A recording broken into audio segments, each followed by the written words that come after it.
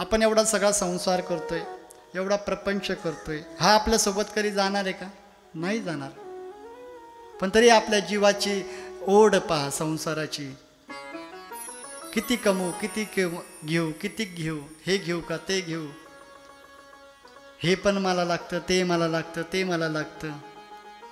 सगळ्यांना माहिती एक दिवस आपण मेल्यानंतर इथंच राहणार आहे, तरी पण त्याचं आकर्षण थांबतं का? नाही थांबत.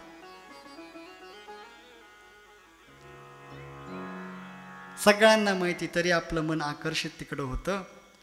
तसं तर आत्मचिंतन करायचं. मग आपल्यासोबत जाणारं काय आहे? आपल्यासोबत जाणार आहे भगवंताचं नाम.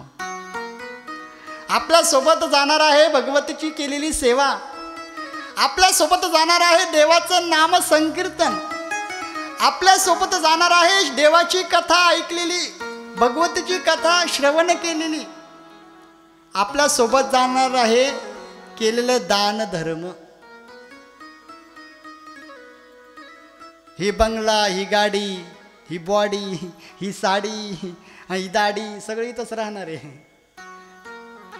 जाणारे फक्त दान धर्म. तुम्ही तुमच्या उदार हाताने किती दान केलं?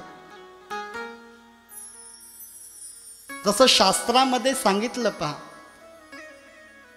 हा देह सेवेने शुद्ध होतो. आपली वाणी नामस्मरणाने शुद्ध होते.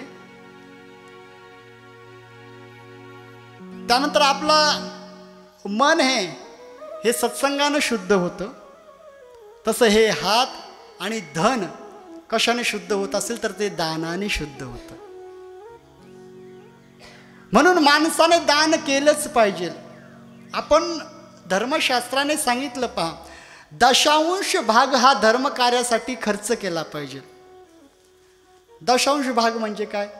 जर तुम्ही महिन्याला 1 लाख रुपये कमवतात तर तुम्ही 10,000 रुपये दर महिन्याला देवाच्या नावानं काढून ठेवले पाहिजे.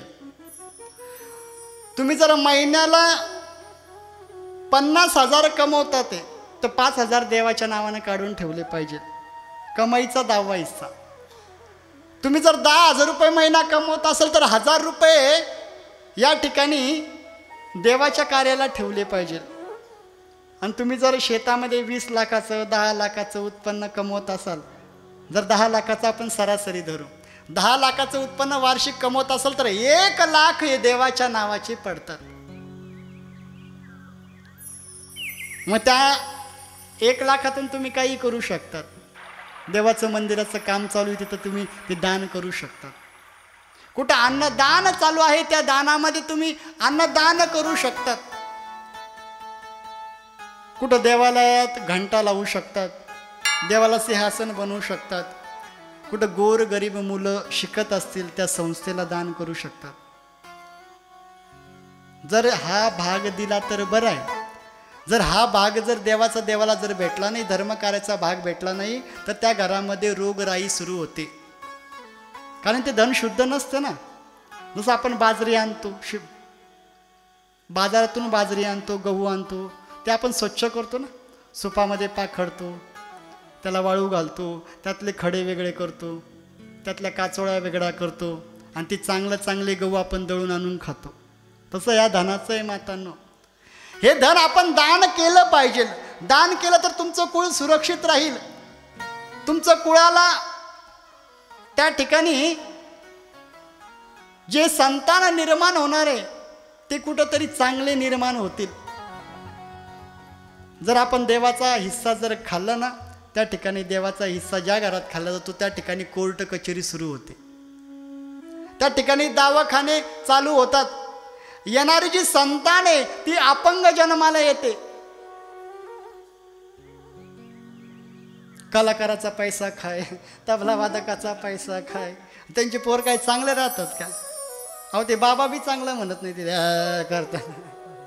हाय महाराज, जे धर्मभक्त आहे, जे कथा करतात, कीर्तन करतात, म्हणजे ह्या पंक्तीमध्ये आम्हाला सोडलं देवाने असं नाही. आम्ही पण दान केलं पाहिजे तर ते धन आम्हाला कुठंतरी सुख देणारं आहे. कोणी तबला वाजवत असेल, कोणी गायन करत असेल, कोणी शेती करत असेल, कोणी कथा करत असेल, कोणी कीर्तन करत असेल, त्या ठिकाणी कोणी नोकरी करत असेल. सगळ्यांनी दशांश भाग काढला पाहिजे आणि त्या दशांश भागातून धर्मकार्य केलं पाहिजे. काही काही एवढे चिकट असतात महाराज, एवढे चिकट असतात, एवढे चिकट असतात, कधीच जीवाला ते पैसा खर्च करणारे, इतकं कमवून ठेवतात, इतकं कमवून ठेवतात, स्वतः उपभोग घेत नाही. मग त्यांचे पोरं असे निघतात, महाराज पाहायचं काम नाही, यानं कधी लोकाला वडापाव खाऊ घातला नाही, लोकाच्याच वडापावावर हा जगला. आणि नंतर त्याची पोरं इतका उदामादा करतात, एवढा उदामादा करतात की त्या ठिकाणी सगळं ऐश्वर्य नष्ट होतं. जर आपल्या घरामध्ये संतान चांगली व्हावी अशी वाटत असेल तर दान धर्म आपल्या मुलांच्या हातून करून घ्या, त्यांना ती संस्कार लावा, तेव्हा तुमचा जो परमार्थ हा पिढ्यानपिढ्या चालत राहील.